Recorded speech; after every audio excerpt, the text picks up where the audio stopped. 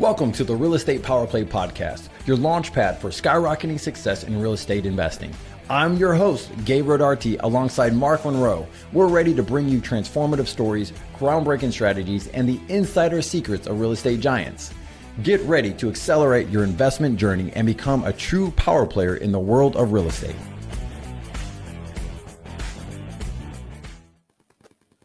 All right, we are live. David, how you doing, man? We're just talking about this lovely darkness at 6:20 p.m. Eastern Standard where we are. It's scary, man. I hate the fact that it gets dark so early. Can't enjoy the outside as much. It's just dreary kind of wintertime, but at least we had 68-degree day today, so that was a good thing. So I got out and walked around. Yeah, it was nice in Jersey here. Wow, because you guys were cold there a couple of days ago. Yeah, we were freezing, but it was good to see the fact that we were, get a little warmer, get a little bit longer of what we're doing. So hopefully we'll see what happens. Nice. So what do you guys got? What are you guys doing for the holiday next week? We're going to be going to visit my sister who has a set of 1-year-old twins and a 5-year-old nephew. So it's going to be a great fun time of craziness and football and eating. So it's always good to spend time with the family. Just a little bit, A little bit is good.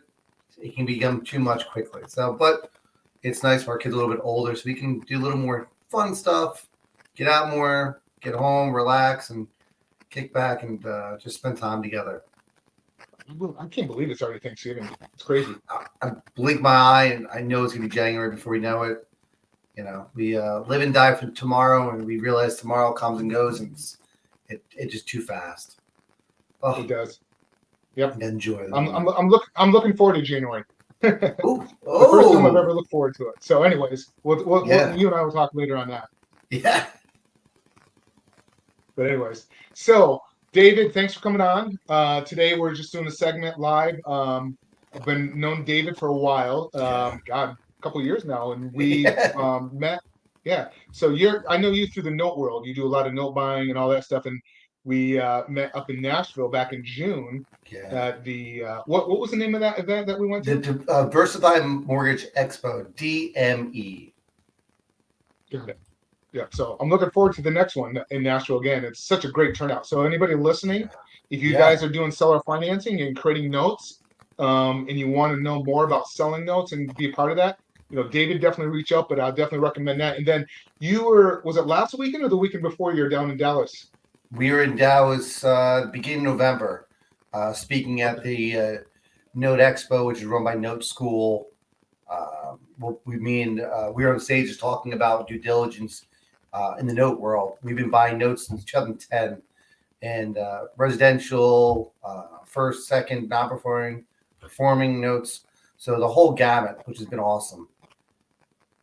How are you seeing? Are you getting any feedback? I know you run a mastermind on every other Wednesday, and I haven't been on in the last one, so I apologize. But what kind of feedback is everybody getting on the notes? Are you starting to see a little bit of a default at all because of what's going on? Or we're starting to see a little bit of a kick in default world, which is back to what we bought for 10 years. We bought defaulted mortgages, so this world of performing notes is kind of a different world for us.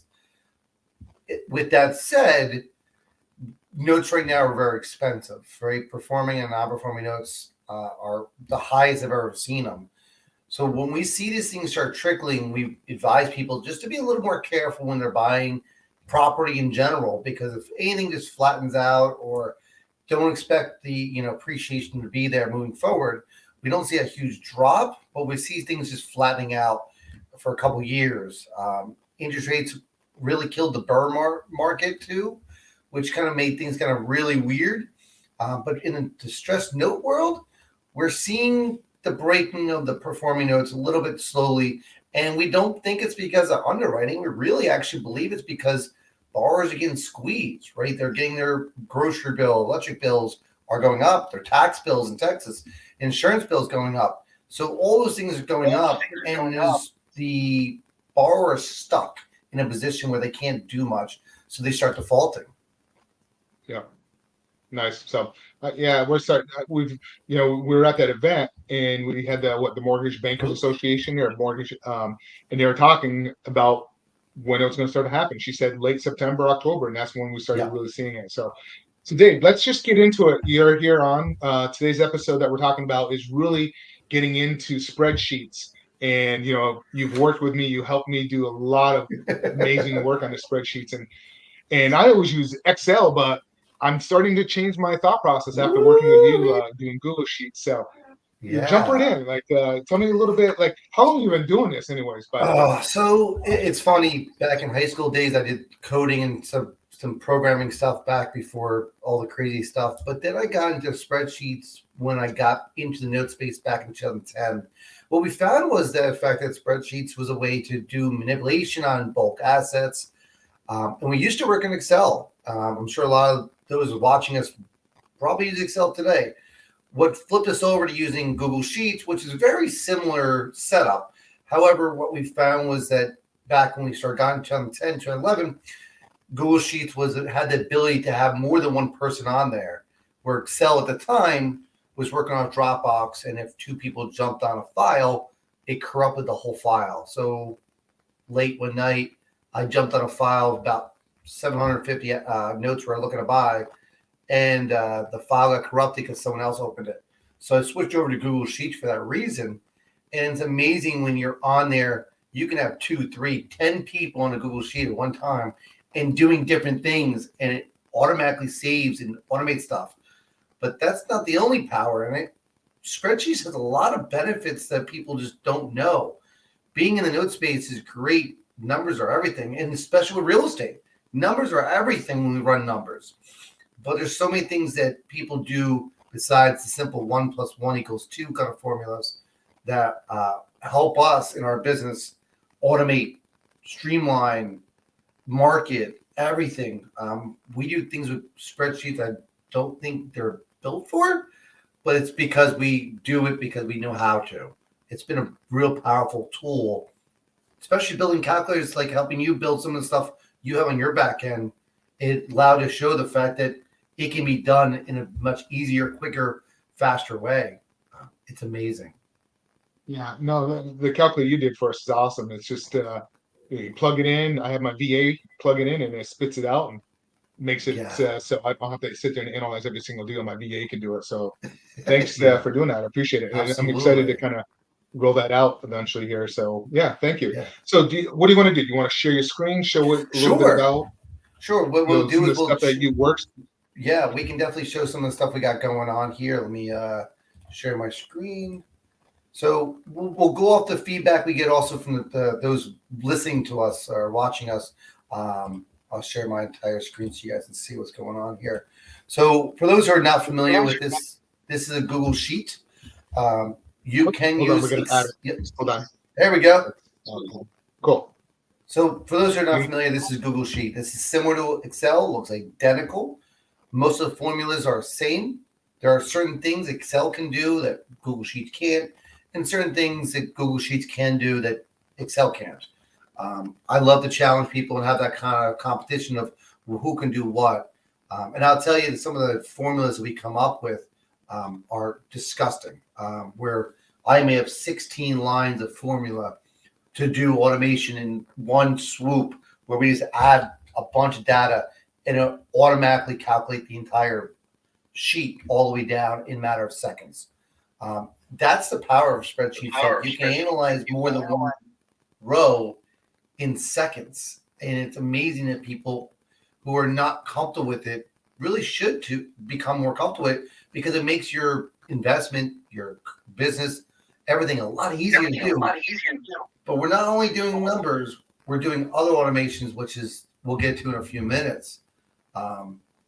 One thing you realize is that what you can do in Excel, you can do Google Sheets. And in the note world, we do with financial calculations, right? When we're buying a partial or performing note, we want to run numbers. We can run formulas such as, if we want to find out the payment amount, we can run that kind of stuff.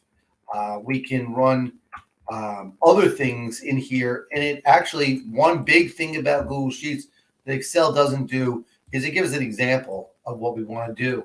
It gives an example of what that formula looks like, which is really cool, right? We want to make sure that we know we're plugging in to get the right answer. So formulas is one thing you can do with spreadsheets that it's endless. But what we want to do is understand what else can we do with spreadsheet besides a simple formula? Because I can build anything you want. Yeah. So can you hear me okay? Am I talking? Yep. Okay. So one of the things that a lot of people of us real estate investors, we pull a lot of data. Like we're pulling, like we use PropStream, we're always pulling data and we're doing like mail merges or SMSs or anything like that. So I think, yes, the calculator thing is awesome on all that stuff and you're analyzing the data, but like, how can that help like somebody that's listening to us in one of the real estate groups that are watching us right now? Like how would this be able to help them a little bit more? And you can go in both in the calculator too if you want to go down that road. Yeah. So what we can do is we can actually import data from websites. And you're like, what do you mean?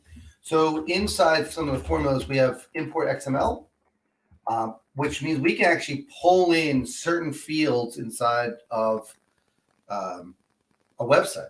So let me.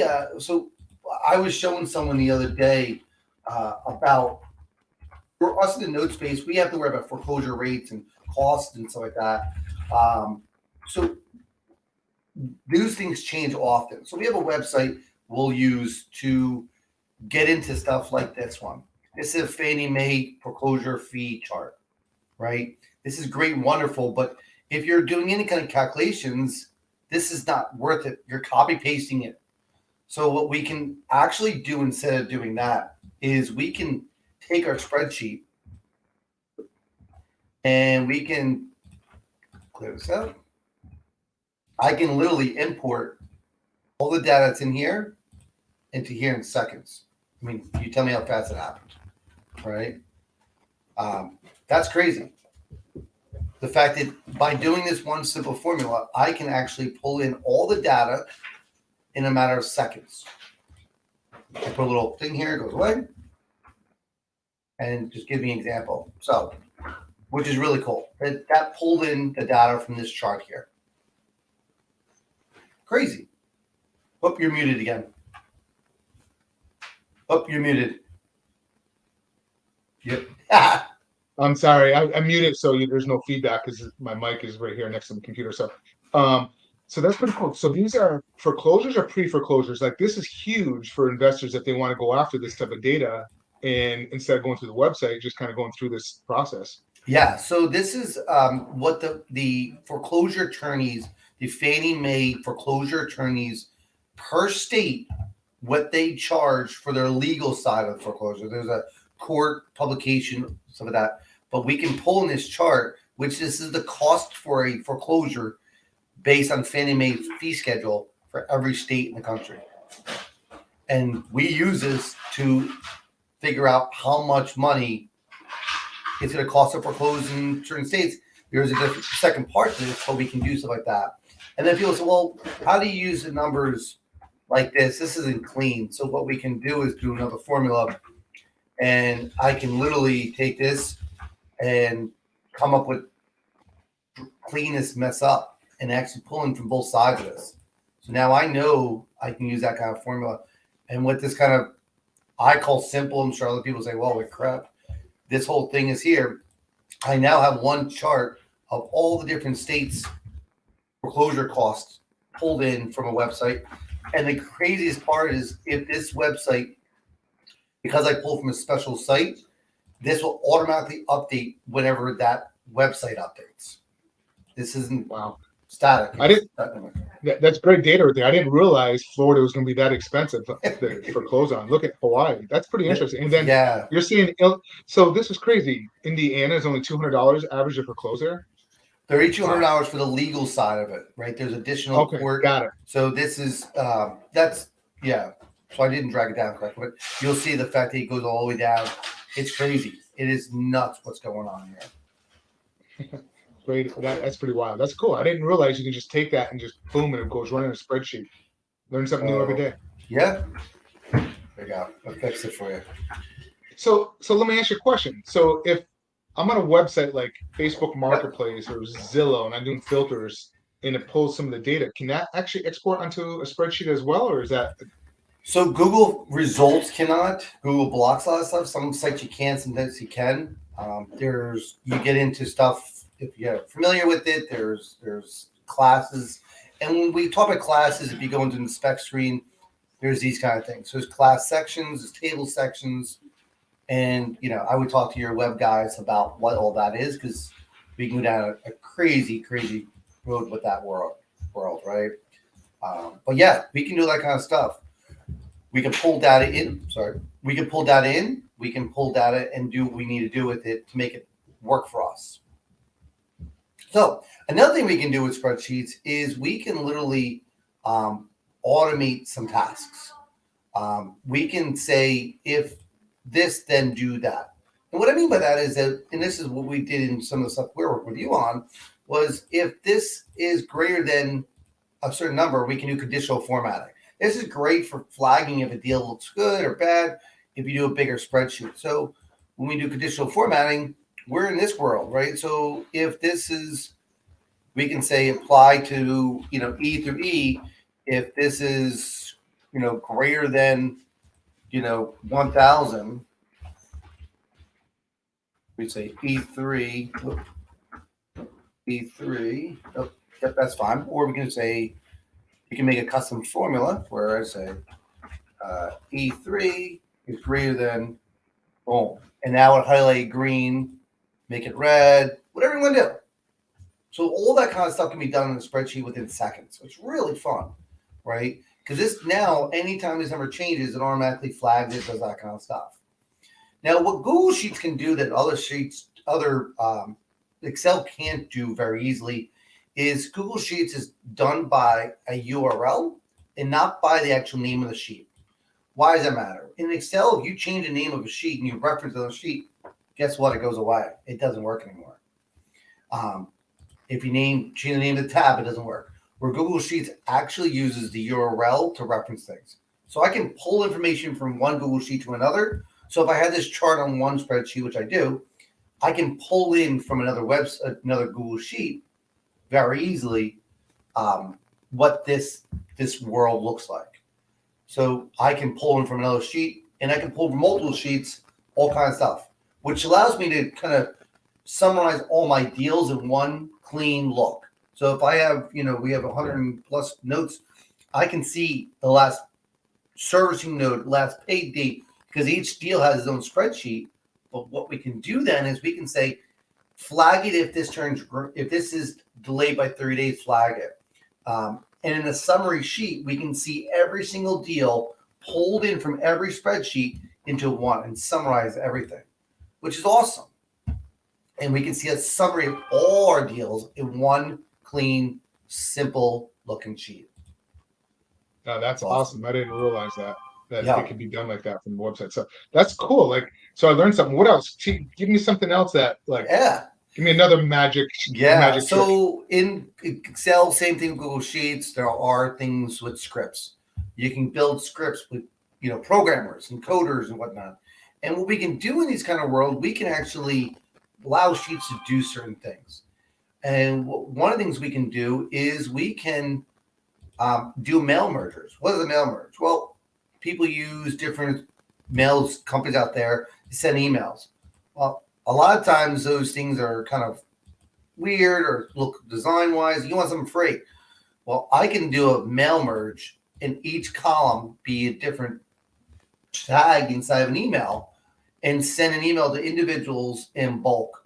I can run 50, 100, 200 emails, 300 emails to people in our tribe and filter out a huge list and say anyone with, that lives in New Jersey, boom, pull down everyone and send an individual email and have different mail tags in there, have their first name. So it'd say, hi, Mark.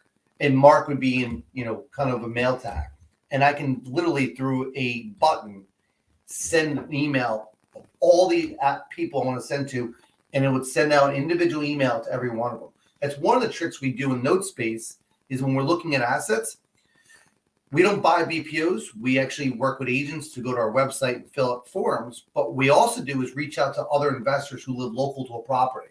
So I can filter a whole list down by, does someone live in this state and this county? Send them an email and send the property data. So I filter my whole sheet down, and then what it does is it imports data from our individual deal sheet for a property and says it brings in the bedrooms, bathrooms, square footages, the property address, everything in there, so that it automatically emails, and all that data is automatically populated within seconds. So you can do scripting and automating and for that. There's plugins. We use AutoCrat to do our invoices. So we literally can, AutoCrat just fills in a Word doc in Google Doc world, and you can actually fill in an invoice, and you can just boom, boom, boom, boom, boom. You can send as many invoices you want, and it fills it in with using a spreadsheet. That's cool. What's email extractor? I saw something there. So that will extract email addresses from different websites, different spreadsheets, different things like that. Yeah. So most of the time I'm using AutoCratter. I use API connector, but I most of the time just use this. So I've actually stopped using like Keybee. I still use RankTank. That's the SEO thing. But we have all these plugins. AutoCrat's one I use the most for. And and that's kind of cool. So you like that one the most? Yeah, AutoCrat because I do the invoice and stuff like that. But we have scripts and some of these things that are just that blow your mind, right? So let's see if I can bring up the one email. So as an example, I have this sheet here that's a bulk email for myself. And these are mail tags I put inside the email, and all these tags get hit. It'll send as my trade desk account, and I can literally send this. And everything here is different tags. I can change the headers, and I just whatever that matches up with, boom, boom, boom, and I have probably 30 of these. And I hit a button. I hit emails, send bulk. I can schedule it, all that kind of stuff, and it'll send an individual email to every person. So it's crazy what you can do with it. And the emails can go out through whatever emails platform that you use, like Gmail or whatever. Yeah, our business emails are through Gmail, so we're signed into. That's what we use. For those people who don't know, you can switch profiles on here. This is your profile. So if you can't get into something, each Google Drive has their own profile. That's one of the cool things we do. Yeah, and what was cool is when you were working on my spreadsheet, like we're sitting there on like this at Zoom and or not even Zoom, like you were in there and I could click on it and see exactly what cell you're on and kind of go back and forth. That was kind of cool. And then we would do notes back and forth. So I learned something. I learned a lot. So what we can do is do comments. So I can, I can actually tag Mark on here and assign him this task, and it becomes a little mini email, right? That goes back and forth and says, okay, once it's done, because you don't have access to it, it does this. And then when we're done with it, we hit finished. So it gives it kind of a quick chat, which is great. They do have a chat box, but this does go away as soon as the screen closes. So it does go away. But you can do comments, which you can tag people. You can take notes and stuff and all kinds of stuff, which is really, really cool. But yeah, we do a lot with filtering. So that's another thing. Filtering in, Excel is similar to this. And we can filter this whole thing down with anything with an A in the first one, right? I can say, okay, filter this whole list down, and then where left A to A 1 equals A, and then boom. I filter the whole list down, anything with an A in it, right? It's crazy what we can do. One thing we can't do in Excel, that Google Sheets is easier to do, you can do in Excel, but it's harder, is querying. I can query from other sheets or query from other thing and just do it similar to filter. And you can do all kinds of stuff. So query is a little different. So that's some of the things we do. But I can literally grab from this. So let's pull in this K1 thing. So if I say import range, I'm going to bring in that spreadsheet. And then the mail tag, I actually have it so I can track when people open things too, which is awesome. So I'm going to pull in K1 for the spreadsheet. That's cool. So when I hit this, it's asking me to connect them. As you can see, that matches this. I just pulled that from a different spreadsheet. Yeah. So we do all this stuff. We have our database inside Google Sheets where we have our list of people, their tags, what they've done for us, how we connect with them, that kind of stuff. But another thing Excel stinks at is like when we want to move a thing, I can drag and drop. Where Excel, you have to cut, paste, all that kind of stuff, which gets frustrating and gets annoying as anything. That kind of stuff. And then in Google Sheets, you don't have to pay for that Excel, all that stuff. This is free.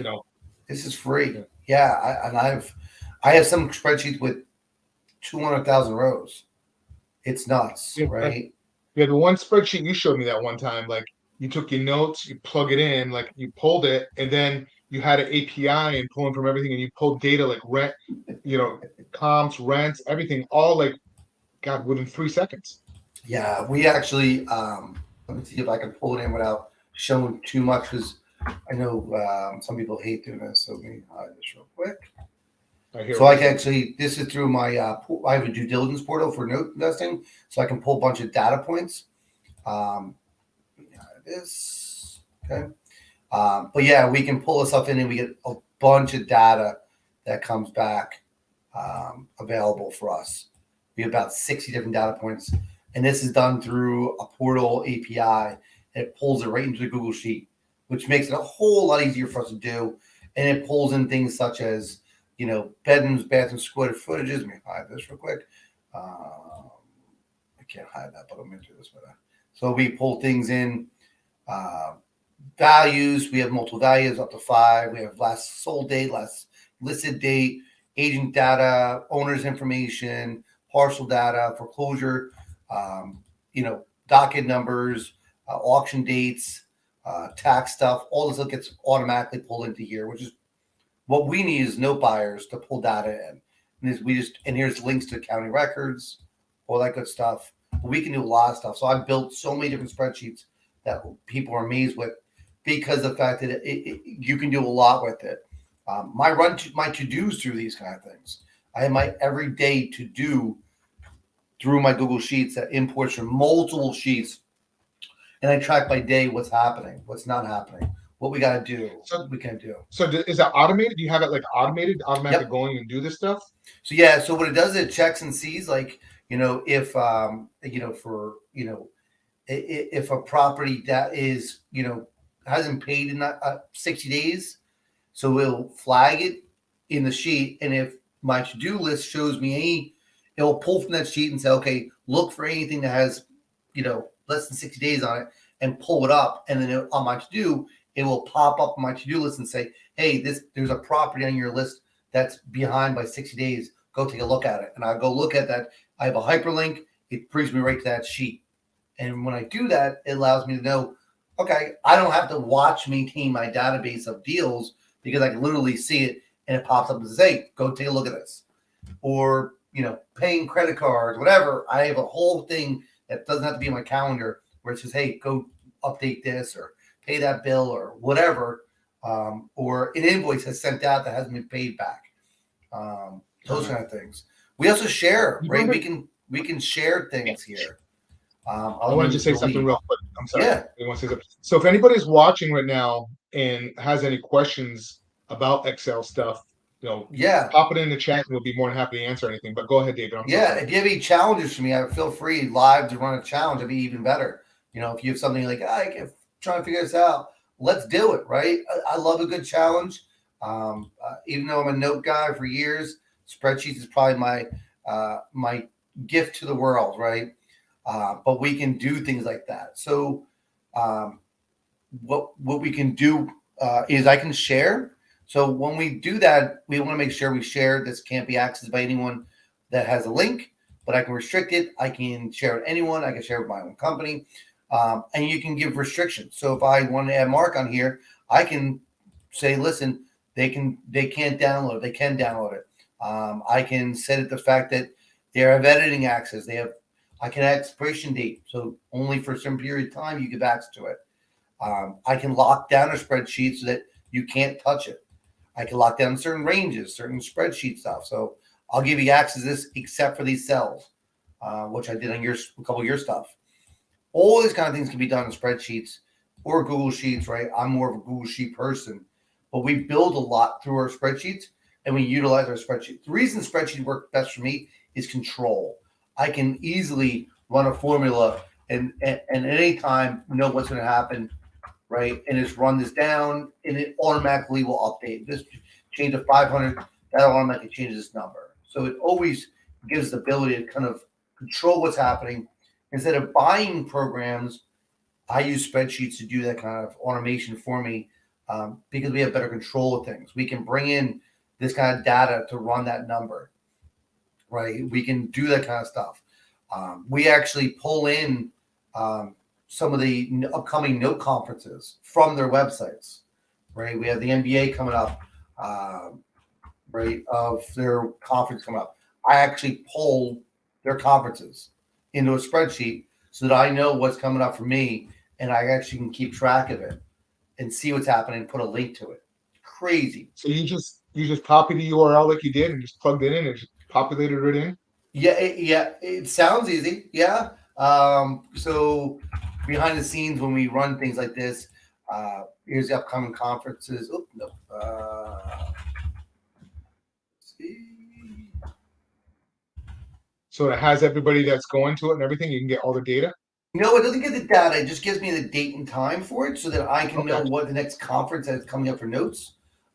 So, for me, I need to know what's the next conference coming up. Is it DME? Is it this or that? So I can plan accordingly. What is going on? What's happening? Do I want to go? Do I not want to go? Is it something that we think is beneficial? Here's a sheet, right? So this pulled in. Here's upcoming conferences for notes, right? And then if we go to this all pulled in NBA, here's paper sewers, all stuff. And this all actually pulled in from this crazy spreadsheet. There's a lot of stuff on it that if I wanted to explain it, I'd probably lose half the people watching it or lose everyone watching it. So I have a bunch of formulas in here, right, that does all this stuff. But at the end of the day, I now can see the upcoming conferences. They're only designed for me. There's NBA a lot. And things like that. So it allows me to organize it, just sort, array formulas, all that kind of stuff that we can do with spreadsheets. So yeah, I love it, what we can do with spreadsheets, the control we have over them, the ability to kind of manually do things. But then we have formulas and functions and scripts that we can do in the back end where you can go get things and do things. And my to-do is automatically sorted anytime I open it up by dates. The only way you can do it manually, or you can have it automatically done so that I know as soon as I open it, boom. You can add this button up here is not on normal spreadsheets, right? We add that through code, right? All kind of stuff. Let me ask you a question. Yeah. You know how I was forwarding you those emails for a couple of weeks there with all that data every day coming out? Yep. And you said you're just going to do it yourself and pull it, so you didn't need me to send it. Could you actually do that in the real estate world? Like, have that data come out daily and then have it automatically go out in an email? Is that something you could, you know what I'm getting at? Like it showed like the delinquencies and it showed like the market. Like that would be powerful. Yeah, we can get as long as we get the information and get the links for it, we can definitely do that. It's just filtering down all the news of the day to know what is beneficial for you and what you need to do. But there are the RSS feeds. That's not a thing, but you can do RSS feeds. An RSS feed basically does you can pull in data from everywhere. One thing we do with Google's, you can actually do. I pull in news from Google every day to my websites, to my email. So I'll put in a way to. I'll put in like mortgage notes, and any kind of new news on the mortgage note world comes into here, right? So it's amazing that we can pull this data in.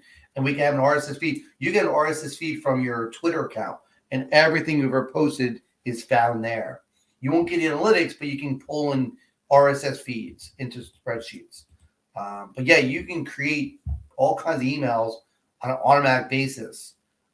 Google Sheets has a hard time logging into websites to get data, but it doesn't do that part of it. But what we do is we combine a thing called Python and Selenium, and we'll actually go get the data and then import into a spreadsheet on a daily basis, asset lists, things are for sale, You can pull in Google's Facebook stuff and be able to analyze your data. A lot of people use Facebook and like kind of see their analytics. Well, we have it so we can go get it out of the API, and then I can say, hey, which post did well, which post did not well, who's in my group, who's not in my group, what happened here, who watched videos. All that can be analytically driven from these spreadsheets, which is tremendous. That's good stuff. So, no, that's great. And like the calculators you mentioned before, the data. So, I think this is awesome. And so, Dave, how can people reach out to you? I know you have your. Is it just JKP Holding? They can just Google that, or yeah. So you can go right into the jkpholdings.com. If you are a person who is creating notes and you're looking for information, we have ability to sell a note. We can do partials. We can do all kind of stuff. But we have an awesome thing that we constantly update where you can find all FAQs on selling a note if you're looking to do that. Partials, it's an FAQ where you just click on it and it brings you right to the bookmark. So we're going to be doing table funding and stuff like that. And you're also talking about putting together like a note mastermind too. You're thinking about doing that. So if that's we're looking to put together a more of a beginner side of things, possibly a mentorship where we're going to be able to kind of teach people the other side of the space of note buying. And I think for people who are curious about note buying, we have education as well, right? But it may be beneficial for you guys to jump on a call on a bi-weekly basis to kind of see what you can learn. That's a possibility for January that we're looking at. But we have trainings. We have a large website, a large Facebook group.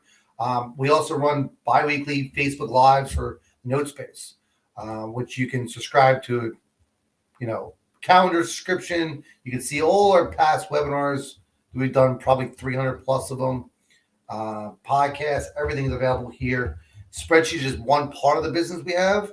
And then we have some upcoming events as well that is coming up soon, but we'll be doing it soon. So we have pricing coming up with Dave Polio soon as well. So if anybody needs help with some spreadsheets, they definitely should. Feel free to reach out to me. You can email me. You can go to our website and contact us and find out whatever you need to know. You can definitely reach out to us and see what we can help with, what we can help with. We have a consultation page where you can come here if you're really looking to get information. Come here, hit this button, fill a form out, and let us know what you'd like, and we can tell you if we can help you or not. So, Dave, just in case if people are listening while they're driving, what is the URL again here? Just put in JKP Holdings, again at jkpholdings.com. Or go on Facebook and type in the letter J, the letter K, the letter P, and you probably can find our page, our group, anything. But we've been doing this for so long. It's been awesome. So, and what's the name of the podcast? So, good question. When we run the podcast, we just call it the Note Webbing. Let me just see what we actually have for it. Because I don't really, we're so focused on buying assets. We actually, we do kind of with that. For us, it's just general investing in note investing, responsible investing. So JKP Holdings, note investing, responsible investing. It's held by me and another note investor, Nathan Turner, which is recording of our live LinkedIn and Facebook account. But as you can see, there it looks like 100 in the here, so you can tune in. We have every topic, and I'm sure you can listen to Mark's when we had a couple months back, when we did back on episode 98. Avoid mistakes, seller finance, and with real estate notes with Mark Monroe. So it was awesome. Dave, I really appreciate it. So anybody listening that wants, I'm not on mute anymore. Sorry, I get confused. So Dave, thanks for coming on. If anybody has anything, definitely reach out to Dave in the note world, Excel spreadsheet, and especially if you're doing seller financing, you're acquiring assets, you're missing out on another whole avenue of, getting and selling notes and as well. So that's another opportunity. Absolutely. It was a pleasure. All right, Dave. Thanks so much. Dave, you can stay on here to the end. And let me try to shrink this down. Everybody, thank you guys so much. Take care. We appreciate it. And we'll talk to you guys soon. Take care, everybody. Peace out.